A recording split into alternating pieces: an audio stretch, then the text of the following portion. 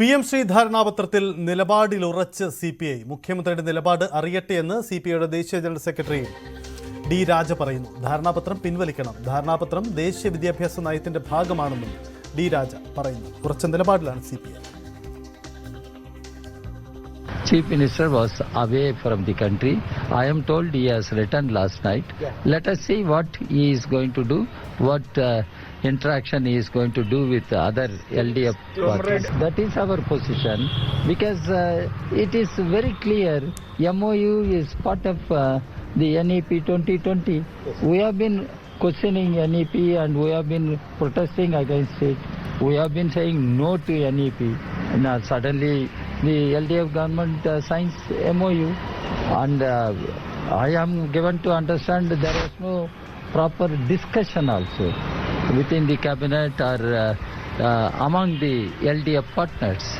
And these are all raising many pertinent questions. Today our party state executive is meeting.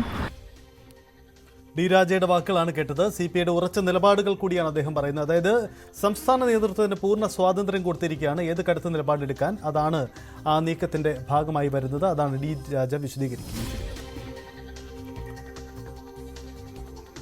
കേരളത്തിൽ മാധ്യമ ശുദ്ധീകരണം നടക്കണമെന്ന് BJPയുടെ സംസ്ഥാന അധ്യക്ഷൻ രാജീവ് ചന്ദ്രശേഖർ ആവശ്യപ്പെടുന്നു.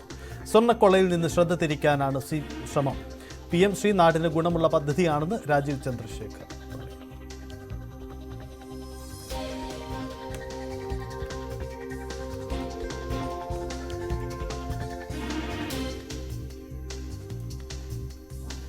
ശബരിമല സ്വർണ്ണക്കൊള്ളകൾ അതിനെക്കുറിച്ച് കേട്ടു, എക്സാലോജിക്കിനെ പറ്റി കേട്ടു, മെസ്സി സ്കാമിനെ പറ്റി കേട്ടു. ഇവിടെ ഞാൻ പറഞ്ഞ പോലെ രാഷ്ട്രം ശുദ്ധീകരിക്കാൻ ആണ് ഞാൻ ഇവിടെ വന്നിരിക്കുന്നത്.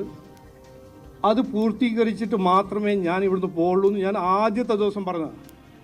അതിൻ്റെ ഒപ്പം ദേവസ്വം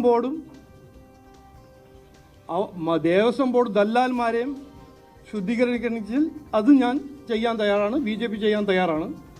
അതിനൊപ്പം മാധ്യമ ദല്ലാൽമാരെ അങ്ങനെ ഉണ്ടെങ്കിൽ, സ്കാമിന് പെട്ട മാധ്യമ ദല്ലാൽമാരുണ്ടെങ്കിൽ ആ ശുദ്ധീകരണവും ഞങ്ങൾ ചെയ്യാൻ തയ്യാറാണെന്ന് പറയാൻ ആഗ്രഹിക്കുന്നു.